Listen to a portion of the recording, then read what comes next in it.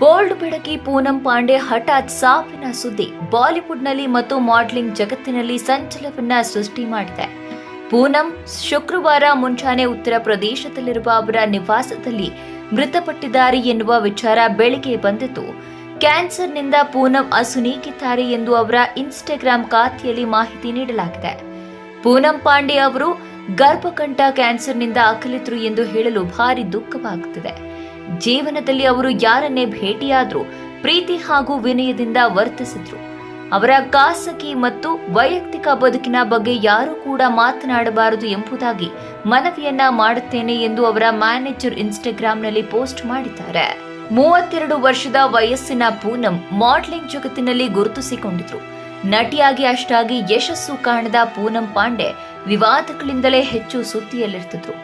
2011ರಲ್ಲಿ Bharat cricket ತಂಡ ವಿಶ್ವಕಪ್ ಗೆದ್ರೆ ತಂಡದ ಎದುರು ನಾನು ಸಂಪೂರ್ಣವಾಗಿ ಬೆತ್ತಲೆಯಾಗುವೆ ಎಂದು ಹೇಳುವ ಮೂಲಕ ದೇಶಾದ್ಯಂತ ಸುದ್ದಿಯಾಗಿದ್ರು.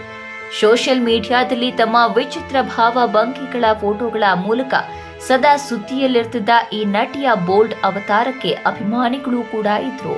ಪೂನಂ ಪಾಂಡೆ 2013ರಲ್ಲಿ ಬಾಲಿವುಡ್ಗೆ ಎಂಟ್ರಿ ಕೊಟ್ಟಿದ್ರು. ನಶಾ ಅವರ ನಟನೆಯ ಮೊದಲ ಸಿನಿಮಾ ಆಗಿತ್ತು. ಪೂನಂ ಹಳ್ಳಿ ಹೈದ ಪ್ಯಾಟೆಗೆ ಬಂದ ಖ್ಯಾತಿಯ ರಾಜೇಶ್ ನಟಿಸಿದ ಲವ್ ಇಸ್ ಪಾಯ್ಸನ್ ಎನ್ನುವ ಕನ್ನಡ ಸಿನಿಮಾವೊಂದರಲ್ಲಿ ಐಟಮ್ ಡ್ಯಾನ್ಸ್ ಕೂಡ ಮಾಡಿದ್ರು. ಶಾನೆ ಇಷ್ಟ ಕ್ರಿಕೆಟ್ಟು ಅನ್ನುವ ಹಾಡಿಗಾಗಿಯೇ ಮುಂಬೈನಿಂದ ಬೆಂಗಳೂರಿಗೆ ಬಂದಿದ್ರು. ಲವ್ ಇಸ್ ಪಾಯ್ಸನ್ ಚಿತ್ರ 2014ರಲ್ಲಿ ಬಂದಿತ್ತು. ಇದನ್ನ ನಂದನ್ ಪ್ರಭು ನಿರ್ದೇಶಿಸಿದ್ರು.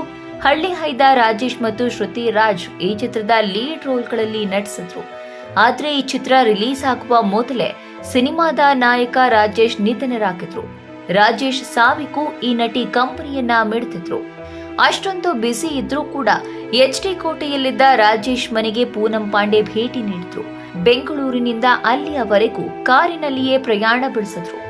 ರಾಜೇಶ್ ಕುಟುಂಬದವರಿಗೆ ಪೂನಂ ಪಾಂಡೆ ಸಾಂತ್ವನವನ್ನ ಹೇಳಿದ್ರು. ಆನಂತರ ಪೂನಂ ಕನ್ನಡ ಸಿನಿಮಾಗಳಲ್ಲಿ ಕಾಣಿಸಿಕೊಂಡಿಲ್ಲ.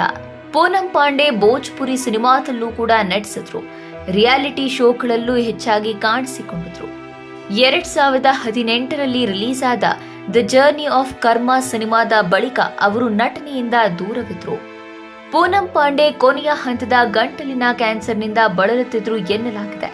ಕ್ಯಾನ್ಸರ್ ಇರುವ ಬಗ್ಗೆ ಅವರಿಗೆ ಮೊದಲೇ ತಿಳಿದಿದ್ರೆ ಸೂಕ್ತ ಚಿಕಿತ್ಸೆ ಪಡೆಯಬಹುದಿತ್ತು ಎನ್ನಲಾಗಿದೆ. ಕೊನೆಯ ಹಂತ ತಲುಪಿದ್ದರಿಂದ ಚಿಕಿತ್ಸೆ ಫಲಕಾರಿಯಾಗಲಿಲ್ಲ. ಪೂನಂ ಪಾಂಡೆ ಉತ್ತರ ಪ್ರದೇಶದ ಕಾನ್ಪುರದ ಮನೆಯಲ್ಲಿ ಕೊನೆ ಉಸಿರು ಎಳೆದಿದ್ದಾರೆ.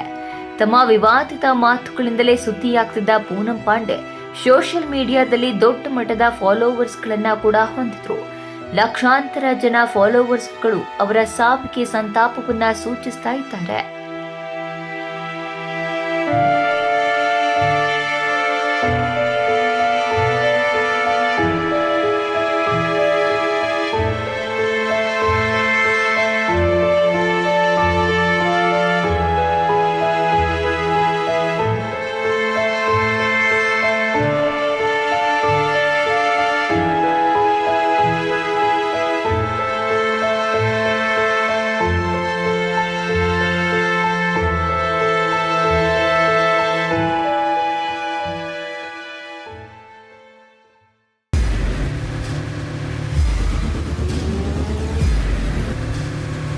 ಪ್ರಜಾಮಾರ್ಗ ನ್ಯೂಸ್, ಇದು ಜನಸಾಮಾನ್ಯರ ಧ್ವನಿ.